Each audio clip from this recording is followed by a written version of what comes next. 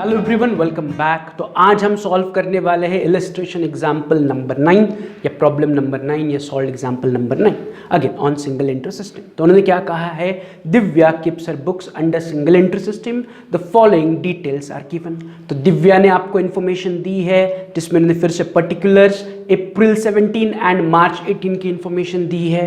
तो फिर से हमें इस टेबल से ओपनिंग स्टेटमेंट ऑफ अफेयर्स की डेट पता चल गई 1 अप्रैल 2017 या 31 मार्च 2017 and closing statement of affairs की डेट बन जाएगी 31 मार्च 2018। फिर से टेबल के नीचे उन्होंने कुछ एडिशनल इंफॉर्मेशन यानी कि एडजस्टमेंट्स दी है एंड लास्ट लाइन पर कहा है prepare opening statement of affairs, closing statement of affairs and statement of profit और loss for the year ended 31 March 18। तो सिंपल वही उसी प्रकार का क्वेश्चन है, हमें opening statement of affairs, closing statement of affairs and statement of profit और loss prepare करके देना है। तो पहले हम फॉर्मेट रेडी करते हैं। तो फर्स्ट पेज पर मैं ड्रॉ कर रहा हूं opening statement of affairs and closing statement of affairs. किसके बुक्स में? In the books of Divya. Opening statement of affairs की date I as on 1 April 17, closing statement of affairs की date I as on 31 March 18। फिर on the second page में draw कर रहा हूं statement of profit और loss for the year ended 31 March 2018। तो ये दो पेजेस का फॉर्मेट सबका रेडी होना चाहिए। अब फॉर्मेट रेडी होने के बाद हम क्या करेंगे, जो अवेलेबल टेबल उन्होंने आपको दिया है इन टेबल के आइटम्स को हम opening statement of affairs and closing statement of affairs में पोस्ट करेंगे एंड बैलेंस करके opening capital and closing capital find out करेंगे। तो ये टास्क फिर से मैं आपको दे रहा हूं, इमीडिएटली वीडियो को पॉज करो, सारे आइटम्स को पोस्ट करो to opening and closing statement of affairs, दोनों को बैलेंस करो। ओपनिंग स्टेटमेंट ऑफ अफेयर्स को बैलेंस करने पर ओपनिंग कैपिटल मिलेगा, क्लोजिंग स्टेटमेंट ऑफ अफेयर्स को बैलेंस करने पर क्लोजिंग कैपिटल मिलेगा। ये दोनों आंसर फाइंड आउट करो और फिर वीडियो को प्ले करो एंड अगला पार्ट हम एक साथ सॉल्व करेंगे। चलो तो फटाफट pause the video.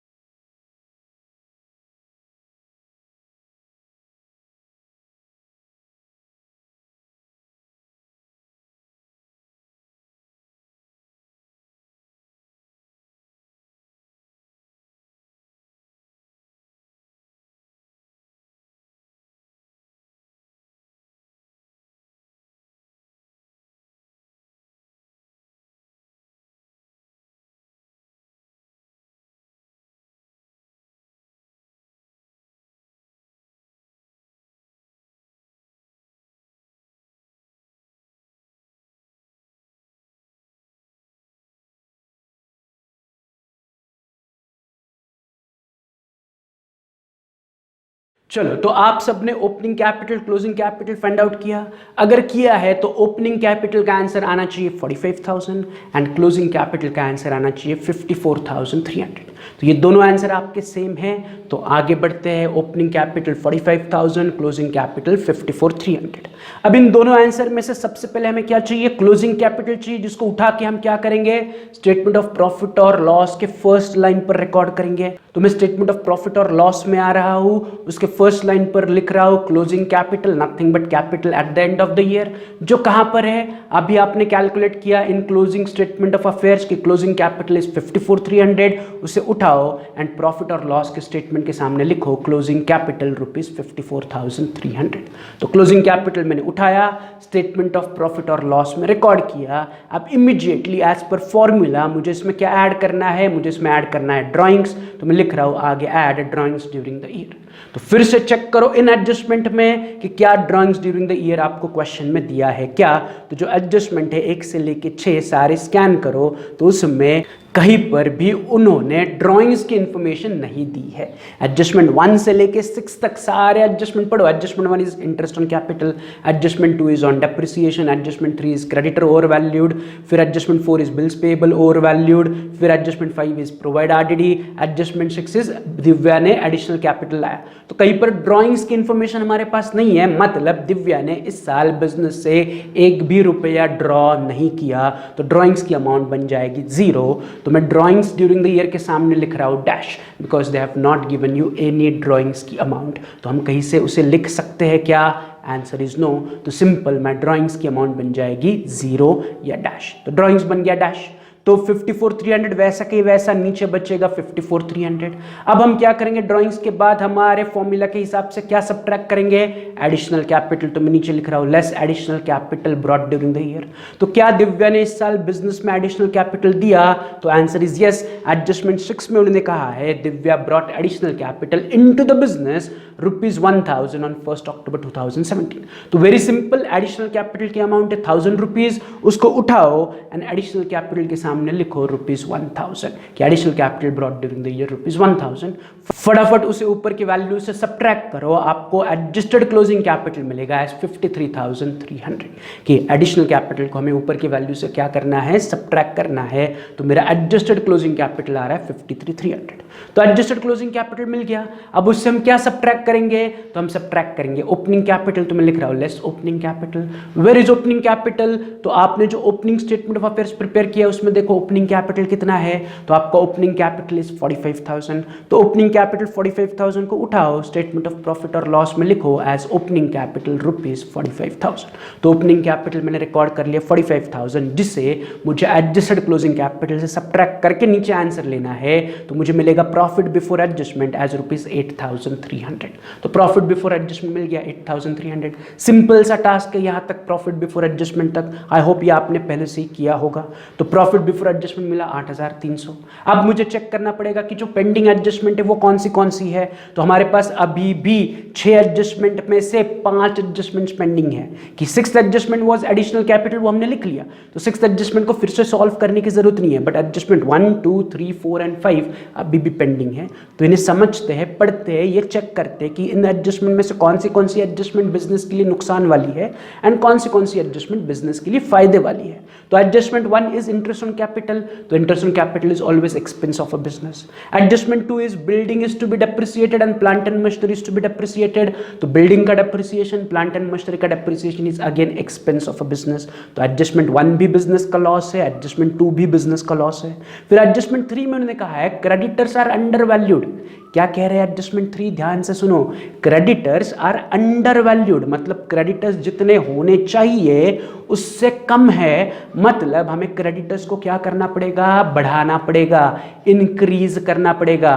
Bank creditors जहां पर होने चाहिए उससे अंडर है, कम है, दे आर अंडर वैल्यूड। तो हमें उनकी वैल्यू क्या करनी पड़ेगी, इंक्रीज करनी पड़ेगी। तो क्रेडिटर की वैल्यू अगर आप इंक्रीज करोगे तो लॉजिकली सोचो आपके लिए फायदा होगा या नुकसान होगा। क्रेडिटर आपकी लायबिलिटी है, लायबिलिटी अगर इंक्रीज होगी तो बिजनेस के लिए नुकसान होगा, यस और नो। क्रेडिटर्स आपके लिए कर्जा है, लायबिलिटी है, तो लायबिलिटी इंक्रीज होगी, कर्जा इंक्रीज होगा तो बिजनेस के लिए नुकसान है, कर्जा बढ़ेगा तो नुकसान है, यस और नो। तो creditors are under valued, undervalued मतलब कम लिखे हैं तो उनको बढ़ाओ, तो क्रेडिटर्स बढ़ाने पर बिजनेस के लिए हो जाएगा नुकसान। तो एडजस्टमेंट 3 भी बिजनेस के लिए नुकसान है, गेटिंग इट। तो एडजस्टमेंट 1, 2 एंड 3 ये तीनों बिजनेस के लिए नुकसान वाली एडजस्टमेंट है। फिर एडजस्टमेंट 4 में उन्होंने कहा है bills payable are overvalued. Bills payable are overvalued, तो बिल्स पेएबल ओवर वैल्यूड है, यानी कि बिल्स पेएबल को आपको क्या करना पड़ेगा, डिक्रीज करना पड़ेगा, कम करना पड़ेगा। बिल्स पेएबल जितने होने चाहिए उससे ज्यादा है, तो बिल्स पेएबल को रिड्यूस करो। तो बिल्स पेएबल को रिड्यूस करने पर बिजनेस का क्या होगा, बिजनेस का होगा फायदा। कैसे फायदा, बिल्स पेएबल मेरी लायबिलिटी है, कर्जा है, तो कर्जा कम होगा, बिल्स पेएबल कम होगा, तो बिल्स पेएबल कम होने पर बिजनेस का फायदा होगा, क्योंकि बिल पेएबल लायबिलिटी है, लायबिलिटी अगर डिक्रीज होगी तो इट इज बिजनेस का फायदा। तो एडजस्टमेंट 4 बिजनेस के लिए फायदे वाली एडजस्टमेंट है। तो एडजस्टमेंट 1, 2, 3 नुकसान है बिजनेस का, एडजस्टमेंट 4 बिजनेस का फायदा है। फिर एडजस्टमेंट 5 लास्ट एडजस्टमेंट जो हमें सॉल्व करनी, जिसमें उन्होंने कहा है डेटर्स पर आरडीडी प्रोवाइड करो। तो वेरी सिंपल, डेटर्स पर आरडीडी प्रोवाइड करने पर डेटर रिड्यूस होगा, डेटर एसेट है, एसेट रिड्यूस होने पर बिजनेस का नुकसान होगा। तो एडजस्टमेंट 5 हमारे लिए नुकसान है।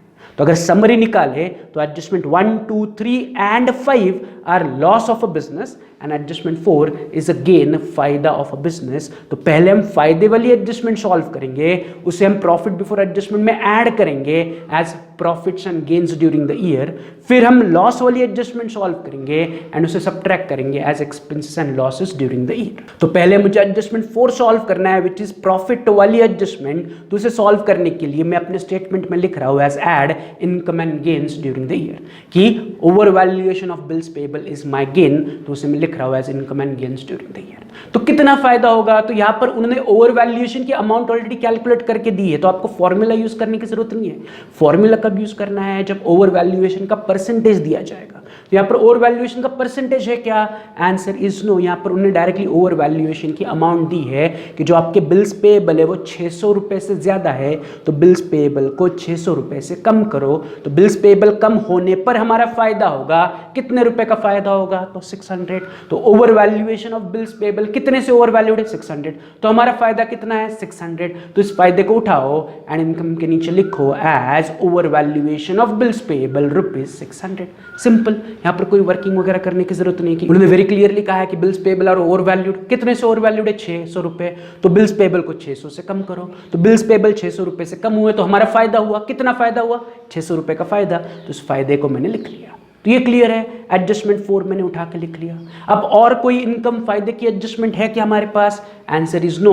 तो इस फायदे को उठा के आउटर कॉलम में लेके जाओ विच इज ₹600 ओनली। एक ही फायदे वाली एडजस्टमेंट है, उसको उठा के मैंने बाहर लिख लिया ₹600। एक ही वैल्यू, तो उसका टोटल आउटर कॉलम में आया 600।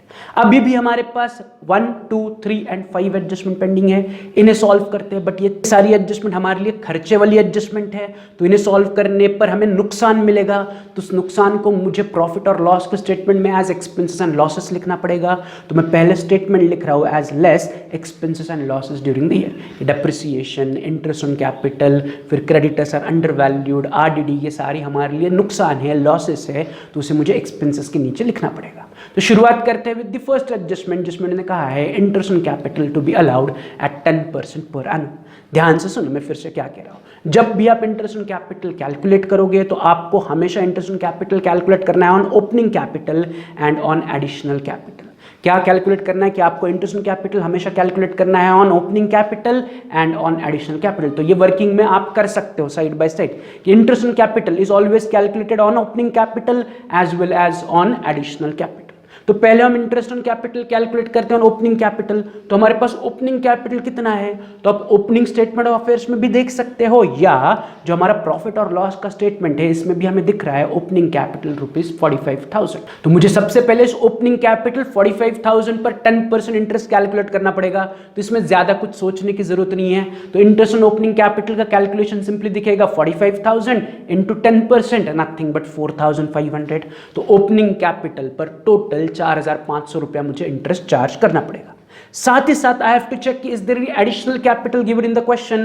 तो answer is yes, additional capital हमारे पास है। अगर आप प्रॉफिट और लॉस के स्टेटमेंट में देखोगे तो additional capital brought during the year is 1,000, कि 1,000 का एडिशनल कैपिटल आप बिजनेस में लेके आए। तो मुझे इस 1,000 के एडिशनल कैपिटल पर भी इंटरेस्ट कैलकुलेट करना पड़ेगा। लेकिन जब आप एडिशनल कैपिटल पर इंटरेस्ट चार्ज करोगे तो आई हैव टू चेक कि एडिशनल कैपिटल बिजनेस में कौन से डेट पर हम लेके आए, या जिसके लिए आप सम सॉल्व कर रहे हो, दैट इज दिव्या। तो दिव्या ने ये एडिशनल कैपिटल बिजनेस में कौन से दिन लिया, या कौन से दिन इंट्रोड्यूस किया, या कौन से दिन वो एडिशनल कैपिटल बिजनेस में लेके आई, उसकी डेट आपके पास होनी चाहिए। तो अगर आप एडजस्टमेंट 6 में देखोगे तो उन्होंने कहा है additional capital into the business ₹1,000 on 1 अक्टूबर 2017, कि एडिशनल कैपिटल दिव्या ने अक्टूबर 2017 के दिन लेके आई, कि दिव्या ने बिजनेस में एडिशनल कैपिटल 1 अक्टूबर 2017 को इंट्रोड्यूस किया। तो जब हम एडिशनल कैपिटल पर इंटरेस्ट चार्ज करेंगे तो हम अक्टूबर 17 से लेके मार्च 18 इस पीरियड के लिए इंटरेस्ट चार्ज करेंगे। तो एडिशनल कैपिटल इज 1,000 और ये एडिशनल कैपिटल मैंने अक्टूबर 2017 में लेके आया। तो मुझे इस एडिशनल कैपिटल पर अक्टूबर 17 टू मार्च 18 जितने मंथ्स बनते हैं उतने मंथ्स के लिए इंटरेस्ट कैलकुलेट करना है। बाय व्हाट परसेंटेज, तो एज पर एडजस्टमेंट 1 एट 10%। तो मैं इंटरेस्ट ऑन कैपिटल का कैलकुलेशन दिखा रहा हूँ कि मेरा एडिशनल कैपिटल इज 1,000, उस पर मुझे 10% इंटरेस्ट चार्ज करना है। ये तो सिंपल है कि additional capital 1,000, rate of interest is 10%, तो 1,000 का 10% मुझे कैलकुलेट करना है। बट एडिशनल कैपिटल अक्टूबर 17 में लाया है, हमारा ईयर एंड हो रहा है 31 मार्च 18 को। तो अक्टूबर 17 टू मार्च 18 कितने मंथ्स होते हैं, that we need to calculate. तो अगर आप कैलकुलेट करोगे तो 1 October 17 to 31 March 18 is a period of 6 months. तो मुझे एडिशनल कैपिटल पर 6 महीने के लिए इंटरेस्ट चार्ज करना है। तो मेरा एडिशनल कैपिटल 1,000 है, उस पर 10% इंटरेस्ट मुझे चार्ज करना है, but for a period of 6 months. तो इसलिए मैं आगे लिख रहा हूँ इंटू 6/12। ये क्लियर है? जब भी आप एडिशनल कैपिटल पर इंटरेस्ट चार्ज करोगे तो यू हैव टू चेक कि एडिशनल कैपिटल की डेट क्या है, उस डेट से लेके ईयर एंड तक का पीरियड कैलकुलेट करो और उतने महीने के लिए इंटरेस्ट कैलकुलेट करो। तो 1000 पर 10% से 6 महीने के लिए इंटरेस्ट कैलकुलेट करोगे तो आपका इंटरेस्ट बनेगा ₹50। तो एडिशनल कैपिटल पर यू हैव टू पे इंटरेस्ट ऑफ ₹50। तो ओपनिंग कैपिटल पर आपको इंटरेस्ट लगेगा 4500, एडिशनल कैपिटल पर आपको इंटरेस्ट लगेगा 50, तो टोटल इंटरेस्ट ऑन कैपिटल आपका बन जाएगा 4550। सो इंटरेस्ट ऑन कैपिटल की फाइनल अमाउंट इज 4550। इससे पहले हमने कुछ सम सॉल्व किए थे जिसमें एडिशनल कैपिटल था ही नहीं, तो जो ओपनिंग कैपिटल का इंटरेस्ट था वही हमारा फाइनल आंसर बना। बट यहां पर बिंग एडिशनल कैपिटल दिया है क्वेश्चन में, हमने एडिशनल कैपिटल का भी इंटरेस्ट कैलकुलेट किया है, दोनों की टोटल को हम फाइनल अमाउंट मानेंगे as interest on capital. Again interest on capital हमारे लिए क्या है? लॉस है, खर्चा है। तो इस 4550 को उठाओ एंड खर्चे के नीचे लिखो as first statement interest on capital ₹4550। Interest on capital is loss expense of business, उसे मैंने एक्सपेंसेस के नीचे लिखा। इसी के साथ हमारा एडजस्टमेंट 1 कंप्लीट हुआ। फटाफट चलते on adjustment 2 which is very simple, जिसमें मैंने कहा है बिल्डिंग को 10% से डेप्रिसिएट करो, प्लांट एंड मशीनरी को 5% से डेप्रिसिएट करो। तो हमारे टेबल में चेक करो हमारे पास बिल्डिंग अवेलेबल कितनी है? 30,000। साल के शुरुआत में भी 30,000 है, साल के एंड में भी 30,000 है। तो सिंपली बिल्डिंग पर 10% डेप्रिसिएशन कैलकुलेट करो, यानी कि नथिंग बट 30,000 पर 10% चार्ज करो। तो 30,000 का 10% इज नथिंग बट 3,000। तो बिल्डिंग को डेप्रिसिएट करने पर हमारा नुकसान हो रहा है 3,000। तो इस 3,000 नुकसान को उठाओ, खर्चे में लिखो एज डेप्रिसिएशन ऑन बिल्डिंग ₹3000। हमें हमेशा खर्चे की अमाउंट लिखनी है कि बिल्डिंग 30,000 की है, उसका 10% डेप्रिसिएशन 3,000। तो डेप्रिसिएशन की वजह से नुकसान होता है, तो कितना नुकसान हो रहा है? 3,000 का नुकसान हो रहा है। तो मैंने खर्चे में डेप्रिसिएशन ऑन बिल्डिंग लिखा 3,000। सिंपल। इसी एडजस्टमेंट में आगे कहा है कि प्लांट एंड मशीनरी को 5% से डेप्रिसिएट करो। तो हमारे पास प्लांट एंड मशीनरी साल के शुरुआत में भी 3,000 था, साल के एंड में भी 3,000 है। तो सिंपल 3,000 पर 5% डेप्रिसिएशन चार्ज करो विच इज नथिंग बट ₹150। तो प्लांट एंड मशीनरी को मुझे ₹150 से डेप्रिसिएट करना है। तो डेप्रिसिएशन फिर से मेरा खर्चा है, ₹150 मेरे लिए लॉस है, एक्सपेंस है। इसको उठा के मैं खर्चे के अंडर लिख रहा हूँ तीसरा statement as depreciation on plant and machinery ₹150 कि प्लांट एंड मशीनरी पर डेप्रिसिएशन चार्ज करने पर मुझे ₹150 का नुकसान हुआ। तो मैंने लिखा depreciation on plant and machinery ₹150। तो यहां पर हमारी दूसरी एडजस्टमेंट कंप्लीट हुई। तीसरी एडजस्टमेंट में उन्होंने क्या कहा है? Creditors are under valued. Creditors जितने होने चाहिए उससे कम है, दे आर अंडर। अंडर मतलब क्या? कम है। तो हमें क्रेडिटर्स को क्या करना पड़ेगा? इंक्रीज करना पड़ेगा। तो क्रेडिटर्स को अगर आप इंक्रीज करोगे तो आपके लिए फायदा है या नुकसान है? तो सिंपल आंसर है आपके लिए नुकसान है। क्रेडिटर आपका लायबिलिटी है, लायबिलिटी को आप बढ़ाओगे, लायबिलिटी को इंक्रीज करोगे, कर्जा बढ़ेगा, कर्जा बढ़ने पर हमारे लिए होगा नुकसान। अगर आपका जो पैसा देना है वो इंक्रीज होगा तो नुकसान है ना, कर्जा बढ़ गया, लायबिलिटी बढ़ गया, इज नुकसान। तो कितने से लायबिलिटी बढ़ रही है आपकी? तो उन्होंने सिंपल कहा है 2,000 से। उन्होंने अमाउंट ही दी है आपको डायरेक्टली, अंडर वैल्यूड बाय 2,000। यहाँ पर उन्होंने अंडर वैल्यूएशन का परसेंटेज नहीं दिया, परसेंटेज दिया होता तो फिर हम परसेंटेज के हिसाब से अंडर वैल्यूएशन का फॉर्मूला यूज करते एंड फिर परसेंटेज के हिसाब से उसका आंसर कैलकुलेट करते। बट यहाँ पर अंडर वैल्यूड की अमाउंट ही दी है विच इज 2,000। तो क्रेडिटर्स 2,000 से अंडर वैल्यूड है, मतलब मुझे क्रेडिटर्स को 2,000 से इंक्रीज करना है। तो क्रेडिटर्स को अगर मैं 2,000 से इंक्रीज करता हूं तो मेरे लिए 2,000 का नुकसान है। तो इस नुकसान को मुझे कहां रिकॉर्ड करना है? नुकसान के नीचे। तो कितना नुकसान है? 2,000। तो उस 2,000 के नुकसान को उठाओ, एक्सपेंसेस के नीचे लिखो as undervaluation of creditors 2,000। Simple कि क्रेडिटर कितने से अंडर वैल्यूड है? 2,000। तो उसको 2,000 से इंक्रीज करो। क्रेडिटर इंक्रीज होने पर मेरा नुकसान हुआ, कितना नुकसान हुआ? 2,000, क्योंकि क्रेडिटर 2,000 से इंक्रीज हुए तो मेरा नुकसान भी 2,000 रुपए का है। तो उस नुकसान को मैंने रिकॉर्ड कर लिया as undervaluation of creditors ₹2,000। तो ये हमारे एडजस्टमेंट 3 का इफेक्ट हुआ। अब चलते हैं on the last adjustment which is adjustment 5, जिसमें मैंने कहा है RDD at 5% on debtors, provide RDD 5% on debtors. तो ये सिंपल एडजस्टमेंट है। तो चेक करो हमारे पास डेटर्स है कितने? तो हमारे पास 4,000 और 6,000 दो वैल्यूज है डेटर्स की।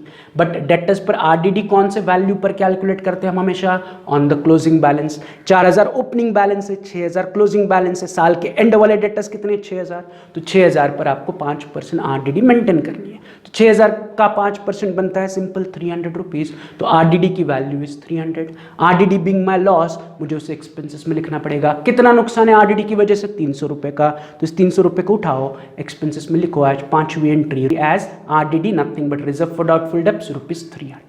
तो यहाँ पर एडजस्टमेंट 5 के हिसाब से हमने RDD कैलकुलेट करके लिख ली। We are done with all the adjustment. तो हमने सारी इनकम की एडजस्टमेंट सॉल्व कर ली, सारी एक्सपेंसेस की एडजस्टमेंट सॉल्व कर ली। अब बस इन एक्सपेंसेस की टोटल उठाओ, आउटर कॉलम में लेके जाओ। That is 4550 plus 3000 plus 150 plus 2000 plus 300 is nothing but ₹10,000। Straight away 10,000 rupees आ रहा है, एग्जैक्टली 10,000 रुपये आ रहा है कि आपका टोटल खर्चा इस साल हो रहा है 10,000। तो अगर आप एक तरफ देखोगे तो इनकम है 600 रुपया, खर्चा है 10,000 रुपया, एंड इन एडजस्टमेंट से पहले हमारा प्रॉफिट था 8,300।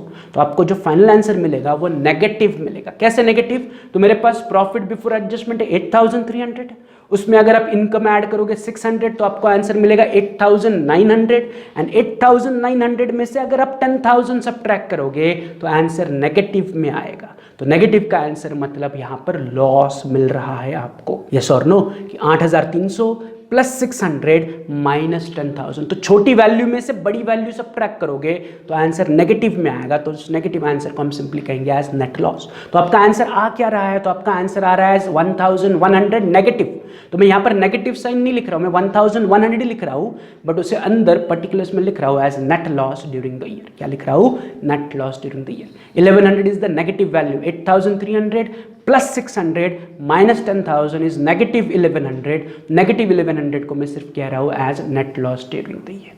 सिंपल। तो ये हमारा प्रैक्टिकल एग्जाम्पल 9 का फाइनल आंसर बना। इस प्रैक्टिकल एग्जाम्पल 9 को फिर से 2 बार रिवाइज करो, प्लस कल हम सॉल्व करने वाले हैं एग्जाम्पल नंबर 10 या प्रॉब्लम नंबर 10 या इलस्ट्रेशन नंबर 10। तो इसे पढ़ो, इसका फॉर्मेट रेडी करो, इसका opening and closing capital calculate करके रखो। तो ये आपका होमवर्क है। कल हमारा लास्ट लेक्चर होगा ऑन सिंगल एंट्री सिस्टम, जिसमें हम प्रॉब्लम नंबर 10 सॉल्व करेंगे स्टार्ट टू एंड। बट आपका प्राइमरी काम क्या है? जो अवेलेबल टेबल उन्होंने आपको दिया है, इन टेबल से आपको opening capital and closing capital find out करना है। Nothing but opening statement of affair prepare करो, closing statement of affair prepare करो, इसमें सारे दिए हुए आइटम्स को पोस्ट करो, दोनों को बैलेंस करो, opening capital closing capital find out करो, प्लस स्टेटमेंट ऑफ प्रॉफिट और लॉस रेडी करके रखो। तो कल हम सॉल्व करेंगे प्रॉब्लम नंबर 10 एंड कल हमारा होगा last lecture on single entry system. तो मिलते हैं कल, तब तक have a good day, see you, bye.